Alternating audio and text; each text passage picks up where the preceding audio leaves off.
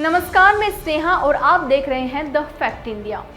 राजस्थान में 7 सीटों पर उपचुनाव होने जा रहे हैं। तारीखों का ऐलान हो चुका है। इसी बीच हम आपको 7 सीटों पर विस्तार से जानकारी देंगे। पहली सीट पर बात करते हैं दौसा। दौसा जिला जो राजस्थान की सांस्कृतिक और ऐतिहासिक धरोहर का अनूठा मिश्रण है, जहां की सुंदर पहाड़ियां, हरे भरे खेत और प्राचीन किलों ने इस प्रदेश को अधिक खूबसूरत बनाया है। इस सीट पर भी उपचुनाव होने जा रहे हैं। दौसा सीट जो अपनी ऐतिहासिक पृष्ठभूमि के कारण खास है, जहां विभिन्न राजनीतिक दलों के बीच लगातार मुकाबला देखने को मिलता है। बता दें कि दौसा में राजपूत, मीणा और अनुसूचित जातियों की महत्वपूर्ण जनसंख्या है, जो चुनावी परिणामों पर बड़ा असर डाल सकती है। इस बार चुनावी मुद्दे जैसे शिक्षा, स्वास्थ्य और कृषि मतदाताओं के बीच चर्चा का केंद्र बने हुए हैं। सभी दल एक दूसरे को कड़ी टक्कर देने के लिए अपने अपने प्रचार और रणनीतियों में जुटे हुए हैं, जिससे यह उपचुनाव न केवल दौसा बल्कि पूरे राजस्थान की राजनीतिक दिशा को प्रभावित कर सकता है। दौसा विधानसभा सीट कांग्रेस के मुरारी लाल मीणा के दौसा से सांसद बनने के बाद खाली हुई थी। वर्ष 2013 से पहले इस सीट पर भाजपा का कब्जा होता था, लेकिन सचिन पायलट के करीबी मुरारी लाल मीणा ने इस पर अपना दबदबा कायम कर लिया है।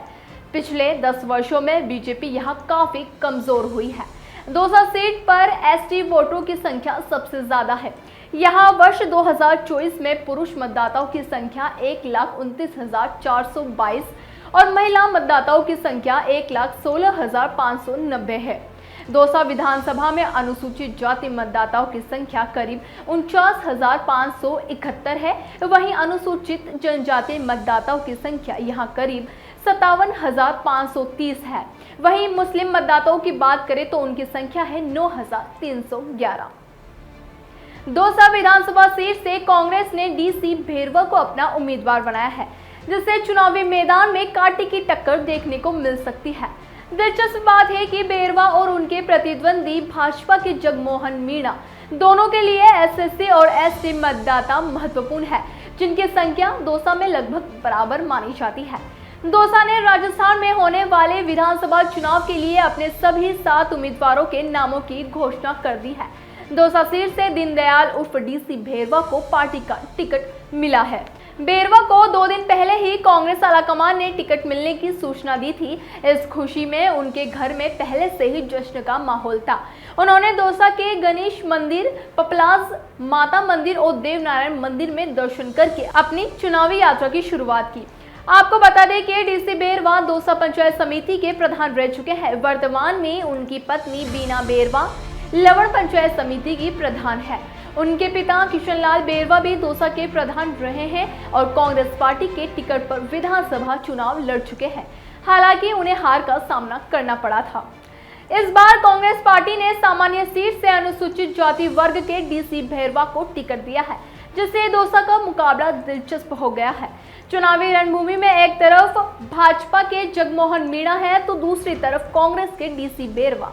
दोनों ही उम्मीदवारों के लिए यह राहत की बात है कि दौसा में अनुसूचित जाति और अनुसूचित जनजाति की मतदाता 50-50 हजार के अधिक है। यह आंकड़ा दर्शाता है कि दोनों ही समुदायों के वोट निर्णायक भूमिका निभा सकते हैं। दौसा की बात करें तो यहाँ रोजगार के अवसर लगभग न के बराबर है, जिससे यहाँ के युवा मजबूरन बड़े शहरों की ओर रुख कर रहे हैं। यहाँ के स्थानीय नागरिकों के मुताबिक जब भी चुनाव होते हैं तो बड़े बड़े नेता रोजगार के नाम पर वादे तो जरूर करते हैं, लेकिन धरातल पर कुछ भी नहीं होता है। यहाँ के युवा जयपुर, दिल्ली और अन्य शहरों में जाकर नौकरी करने को मजबूर है, क्योंकि दौसा में रोजगार के लिए कोई बड़ा उद्योग स्थापित नहीं है। दौसा के बेरोजगार युवाओं की मांग है कि अगर उपचुनाव में कोई भी पार्टी जीतती है तो उसे सबसे पहले जिले में उद्योग धंधों की स्थापना पर काम करना चाहिए। दौसा का जिला मुख्यालय किसी भी तरह के बड़े उद्योग से वंचित है और इसी कारण से यहाँ से पलायन जारी है। पिछले चुनाव में भी नेताओं ने रोजगार को लेकर बड़े बड़े वादे तो किए थे, लेकिन उनमें से कोई भी पूरा नहीं हुआ। कांग्रेस और बीजेपी दोनों ही पार्टियों ने चुनाव के दौरान लोगों को आश्वासन दिया था, लेकिन उनका धरातल पर कोई असर नहीं दिखा।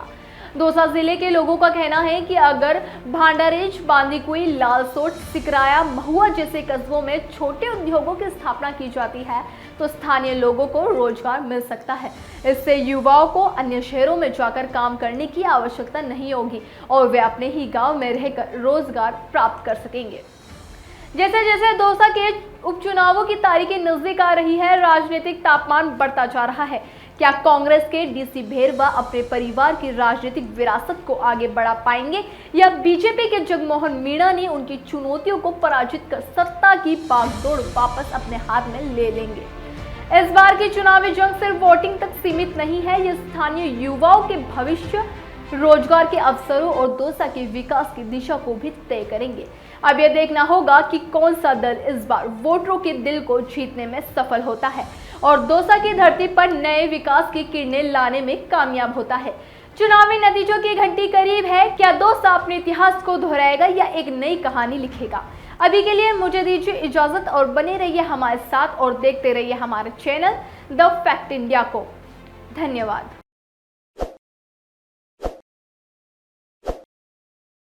ताज़ा खबरों के लिए विजिट करें द फैक्ट इंडिया की वेबसाइट और डाउनलोड करें द फैक्ट इंडिया ऐप।